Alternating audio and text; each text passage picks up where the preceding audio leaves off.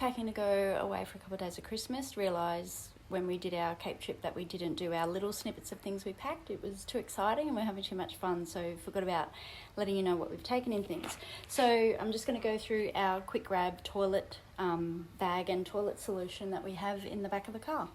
Okay, so this is just one of the cheap peg bags from the $2 shop. It does fold down if you need it to, collapses, but we just keep it nice and full. And then in there, we've got the loo paper, the most important thing. Then we've got decomposable bags if you need to put it in a bag and then take it with you. Some national parks you have to take all your rubbish out, and that includes that. So some decomposable bags in there. We've got some compostable eco wipes just for hands and things, or things get messy. And fresh for the girls if you can't have a shower or you're on the track and you just need to clean me up. That one's a really good one. On the end here I've got clipped our hand sanitizer and some tissues and then some liners. Okay, bit of girly talk for you. So boys, if you don't want to listen, turn away. Although if you're a husband or a father, really good tip for your girls when they go camping. Bit of a military trick here. If you're pack marching or out in the bush and you can only take limited clothing for weight conservation, these little liners are the bomb. So you use these with the one pair of undies and hang fresh for longer.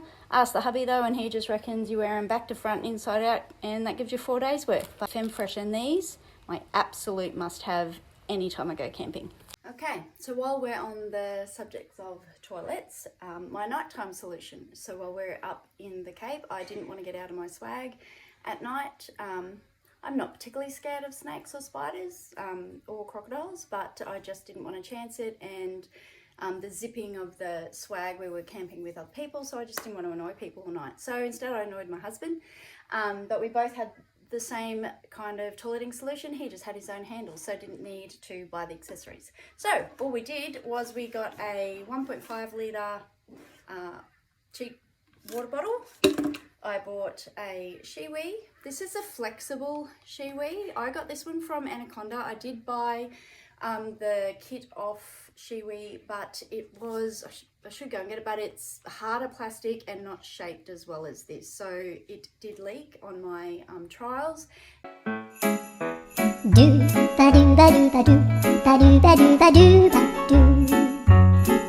do ba do do do a boo ba do ba do boo ba do a do ba do. So I spent the money, $40 for the more flexible one, and it was amazing. This one's called the Whiz. And then I've just got a little hand towel with me, and then a face washer. So when we travel, this all just goes into the bottle. So the face washer, it's going to get nasty boys, but face washer is just for drips.